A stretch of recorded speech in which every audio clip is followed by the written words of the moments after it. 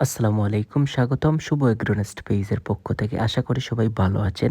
আজ সকাল আমার খামারের কাজ শেষ করে আমি খুবই দ্রুত চলে গেলাম আমার ভাতিজার পক্ষ থেকে আয়োজিত এক ছোট্ট অনুষ্ঠানে তাকে সহযোগিতা করার জন্য। সে প্রায় 15 থেকে 20 বিঘা জমি প্রতি বছর চাষ করে।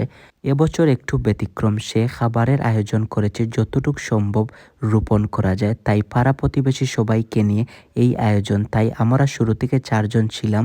প্রায় 1 বিঘা জমি রোপণ করেছি, বাকি লোকজন আসতে আসতে। হয়তো কেউ ভাববে এত পরিশ্রমে আনন্দ কোথায়, কিন্তু এখানে এই মাঠে আমরা একসাথে কাজ করছি, হেসে গল্প করছি, ধানের চারা রোপণ করছি। এটাই তো গ্রামের মানুষের মিল। একে অপরের সহযোগিতা, একসাথে পরিশ্রম করা, এটাই একতা, এটাই বন্ধন।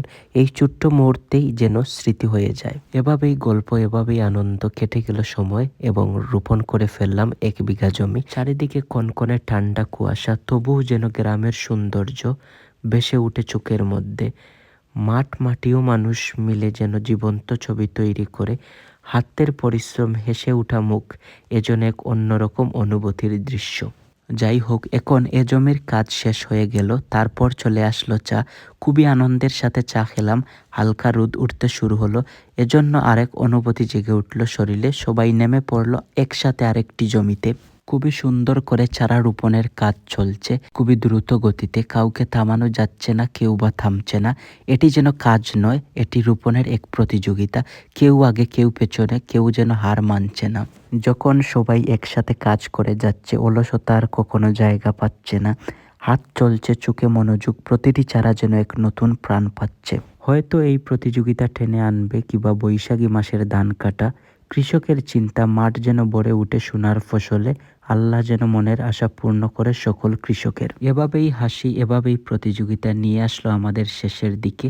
চারিদিকে শেষ করে সবাই জড়ো হয়ে গেল একই সাথে। প্রতিটি মুহূর্ত যেন জীবনের এক নতুন গল্প হয়ে উঠে। গল্প, আনন্দ, প্রতিযোগিতা শেষের দিকে। এবার চলে আসলাম আমরা খাবারের টেবিলে।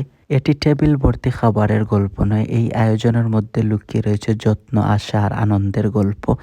আজকের ভিডিওটি ভালো লাগলে অবশ্যই লাইক, কমেন্ট, শেয়ার করবেন এবং শুভ এগ্রোনেস্ট পেজের সঙ্গে থাকবেন। ধন্যবাদ সবাইকে।